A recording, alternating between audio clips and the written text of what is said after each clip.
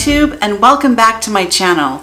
I'm Patty. I go by Pattymac Makes everywhere online. Welcome to my YouTube channel. In today's video, we are sitting at my beautiful sewing table, and if you haven't seen that video yet, I will link to it both in the upper corner and in the description. In today's video, I'm going to share with you why I love my Singer Patchwork 7285Q.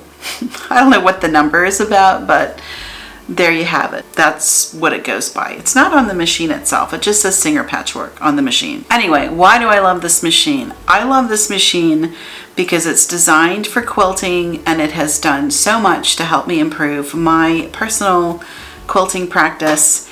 And I recommend this machine to pretty much everybody who asks me what machine should they get, especially if they're interested in quilting. I picked up this machine last year in 2020, and I ordered it like July time frame, and it was almost October before I actually had the machine in hand and was using it. So I've been using it now for just over a year. It took a while to get it, but now they seem to be back in store.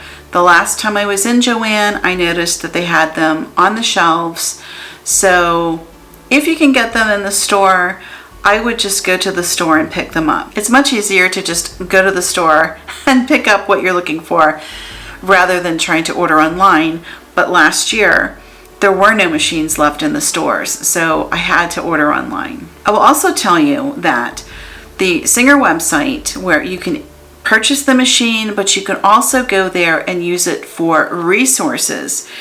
If you purchase the machine in the store, they have the manual is there. You're not going to get a printed manual anymore. It's going to be a PDF that you download, or you can just go there and look at it. And the Singer site also, on the page with Patchwork, has quite a few informational tutorials about how to utilize certain features on the machine. So I'm not going to do like a technical demonstration on how to use some things.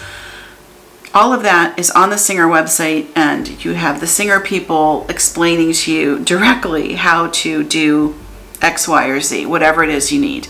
So I'll refer you to that. I'll link it below, and if you get the machine, that's where I would go to look at those types of questions, or to get those questions answered. The machine itself retails for about $440, but it's just about always on sale, and I think it's on sale right now. I got mine for around $200, maybe $220. So I think that's a good deal. For the price that you pay for a Singer Patchwork, the amount of features that you will receive are just tremendous for the price that you're paying. So I feel like it's a lot of bang for the buck, and that's why I recommend it. Let me give you a little story time about why I decided to get this particular machine. I used to be an instructor for Joann, and I taught sewing and knitting and a few other little odds and ends.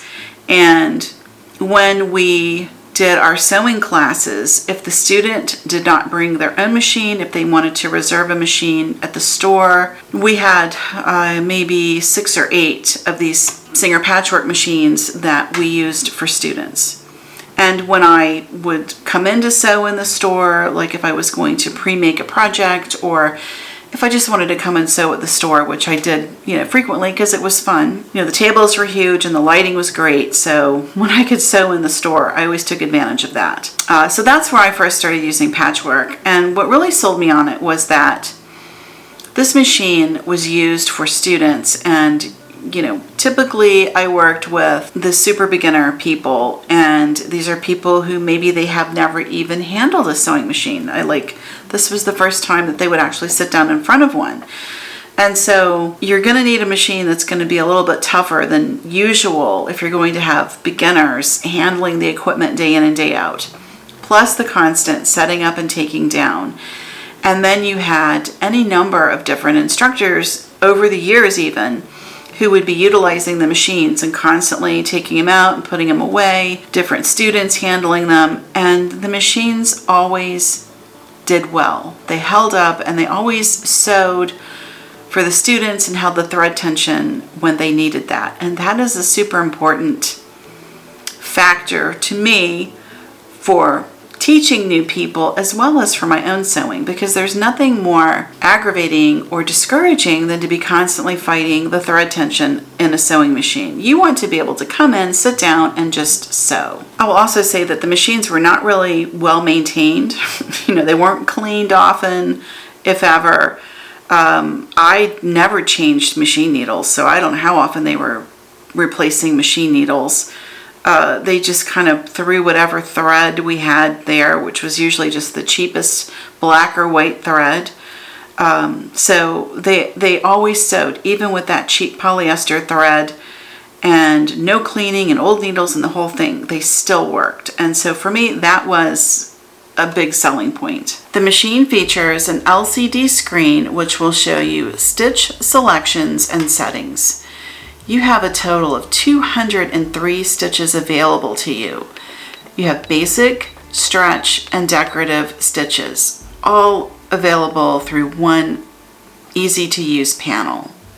There's also a one-step buttonhole feature, and there are 6 different styles of buttonholes available on this singular machine. One of the features that I really liked on this, and I think it's very important for anybody who's quilting, and that is the needle up and down. You don't realize how much you like needle up and down and how handy that is until you go back to a machine that doesn't have it. My Brilliance does not have the needle up and down, and it's always an adjustment when I go back over to that machine to do the physical quilting, because there's no needle up down, and I love that feature. So that is on this machine. It also has speed control. It has a feature where you can also sew without using the foot pedal, and that's what the start and stop button is for. I personally haven't used that. I always use the foot pedal, but I know for people who might have a disability, this machine will allow you to sew without using the foot pedal. And we'll take a look at that in a different video.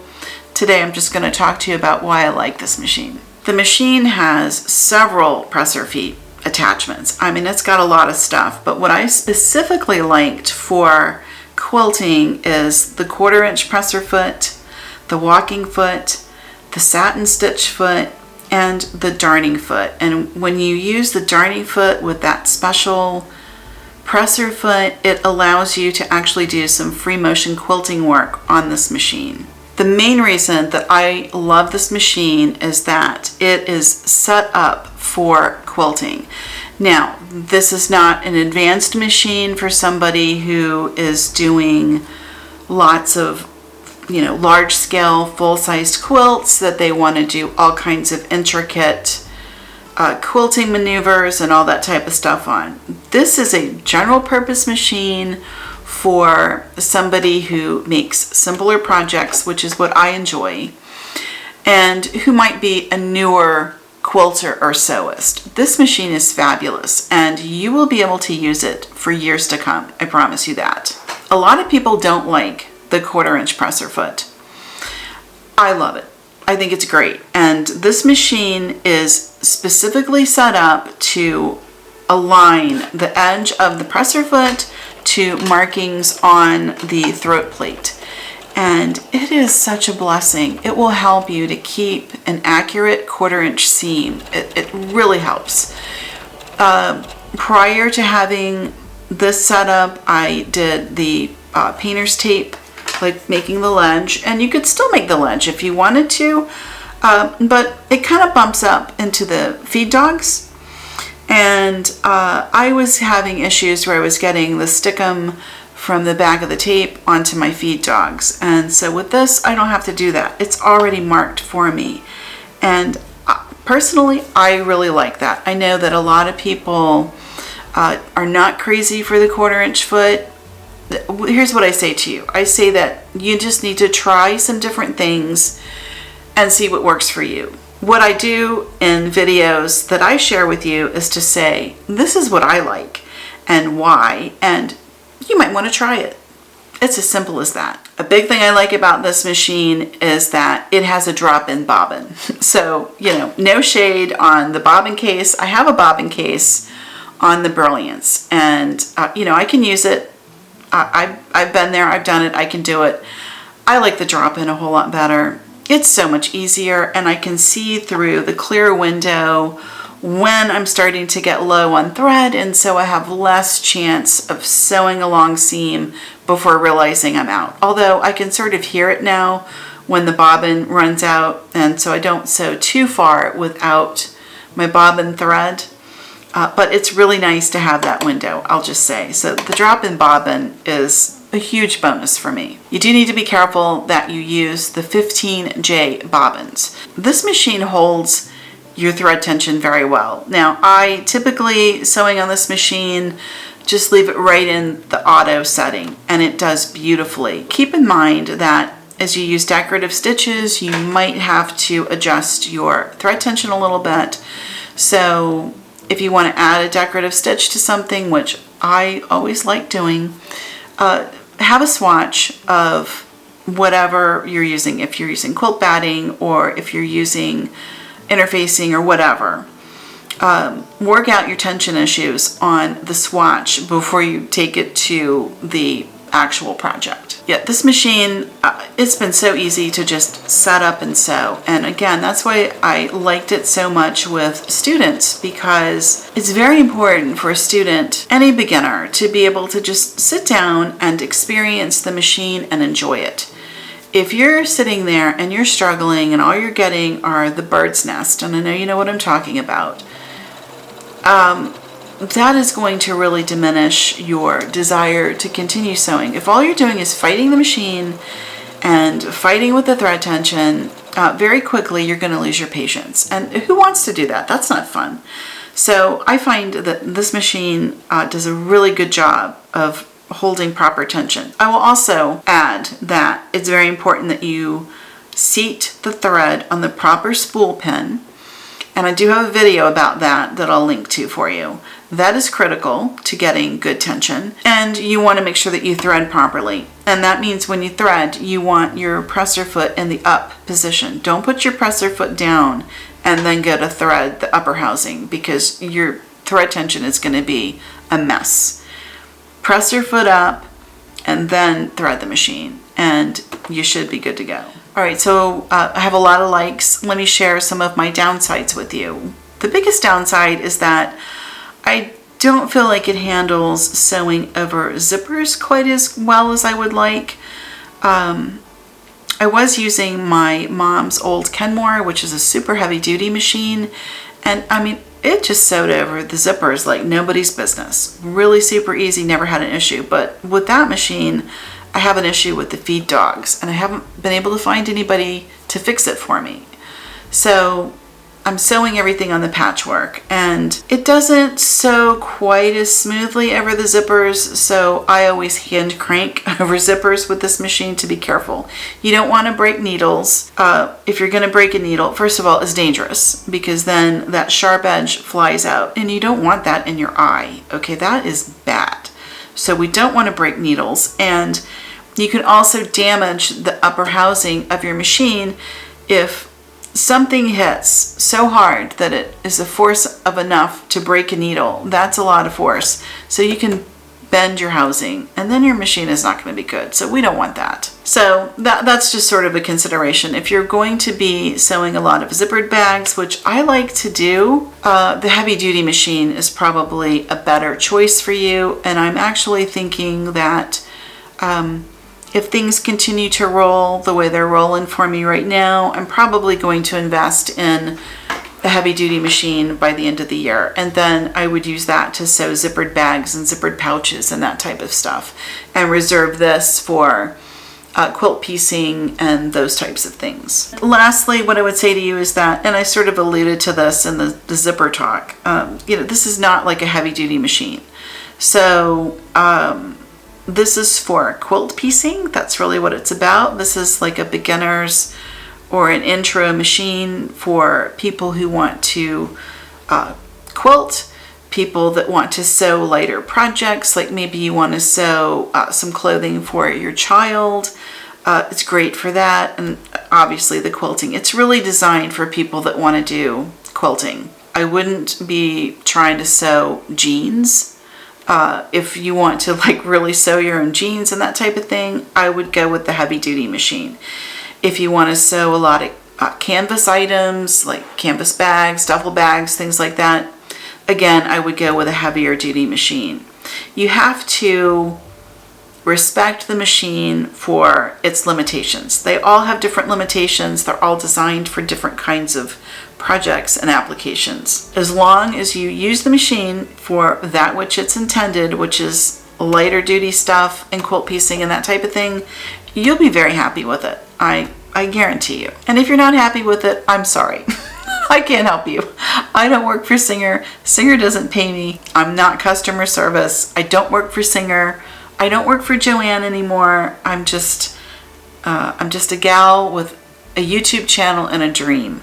So if you have customer service complaints, you're gonna have to take that to wherever you bought the darn thing. I can't help you with that. The biggest downside for me though is in terms of the decorative stitches. I mentioned earlier that my first exposure to using this machine was in Joanne, and on those machines, it had the cutest little stitch that looked like a little doggy. And I loved that little doggy stitch, and that doggy stitch is so cute. It's like a decoration on like a little dog's coat or a doggy bandana or something. And I mean, you can see I'm wearing my little doggy shirt, so I do like dogs. And so sad to learn when I got the machine and opened it up, that doggy stitch was not here. So that makes me sad.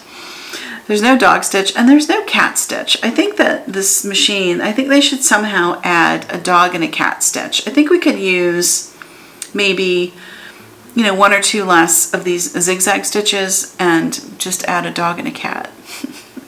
But that's me. I love decorative stitches. So I'll just leave you with this. Do I love the machine? Yes.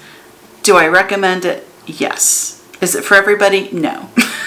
So we'll do a video later on where we'll talk about how to go about picking your ideal sewing machine. But for today, if you're doing light sewing, if you're doing some quilting and you're in the market for a new machine, or maybe you're new to the whole thing and you don't want to go, you know, mortgage the house to buy a sewing machine, I would look into the Singer Patchwork. I would love to hear what you're sewing with. Leave comments below about what machine you use, and I would like to hear why you arrived at that certain machine. We all have different reasons for picking machines that we have, and I would like to hear why you picked what you have. I think it would be interesting certainly to me, and I think it would be interesting to viewers down the line, because we all read comments and I think we learn a lot from reading comments.